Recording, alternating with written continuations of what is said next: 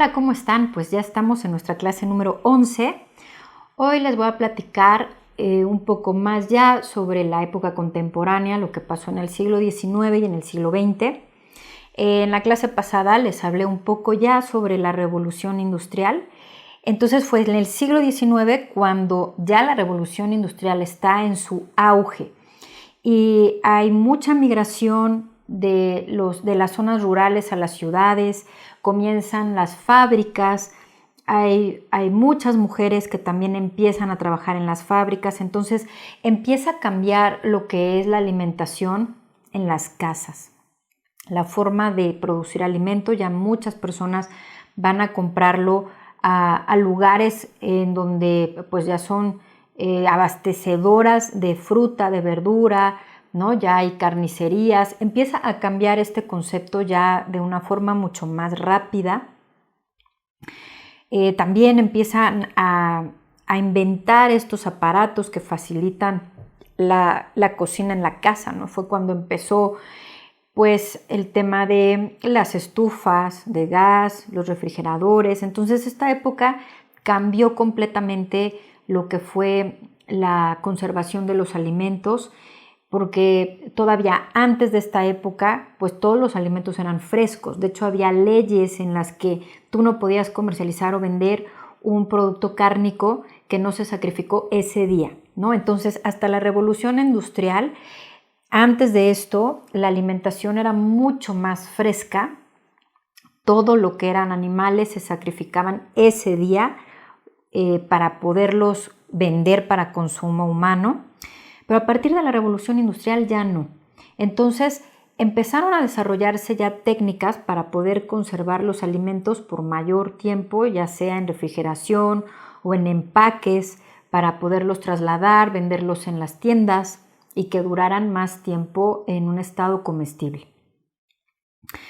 En esta época hubo muchísimos cambios.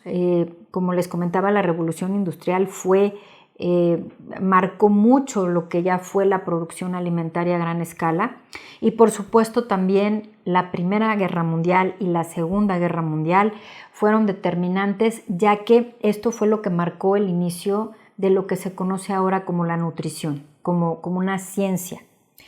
Es muy interesante porque en la época de las guerras fue cuando se empezó a desarrollar este tema de qué es lo que le podemos dar a los soldados que van al frente para que puedan estar alimentados, ¿no?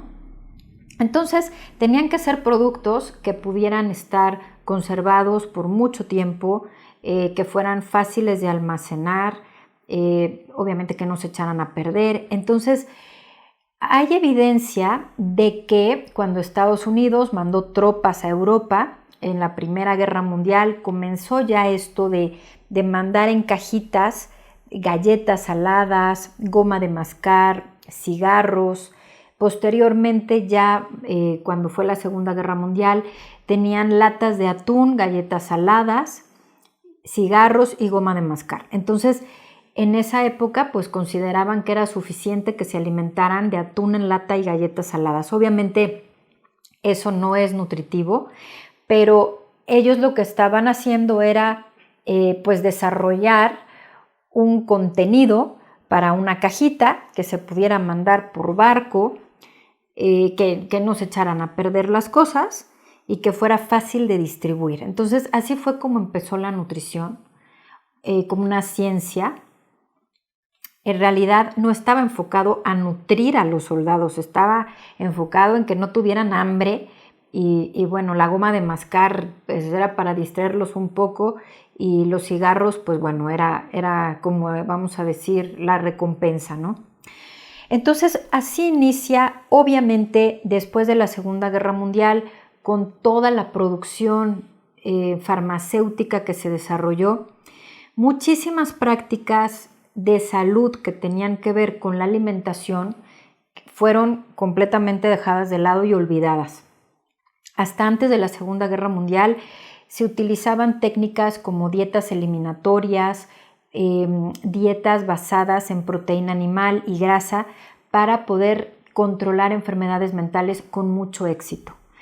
Pero todo esto quedó de lado cuando empezaron a desarrollarse productos farmacéuticos como antidepresivos o, por ejemplo, también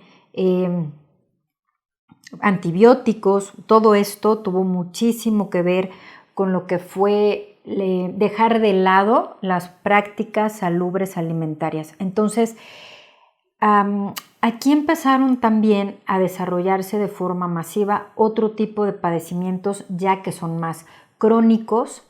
Si bien ya se había controlado bastante algunas infecciones por medio de las vacunas, pues empezó a desarrollarse otro tipo de padecimientos como por ejemplo la diabetes, el cáncer.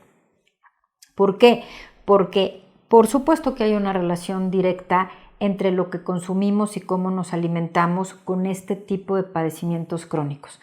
Es muy interesante algo que sucedió después de la Segunda Guerra Mundial, cuando en el Plan Marshall de reconstrucción de Japón, en el tercer punto se establece que los países que ganaron la guerra, ¿no? Principalmente pues, Estados Unidos y sus aliados, deciden apoyar a la reconstrucción de Japón enviando unas camionetas que parecían las combis de Volkswagen o como combis de esa época para poder distribuir entre la población leche y donas.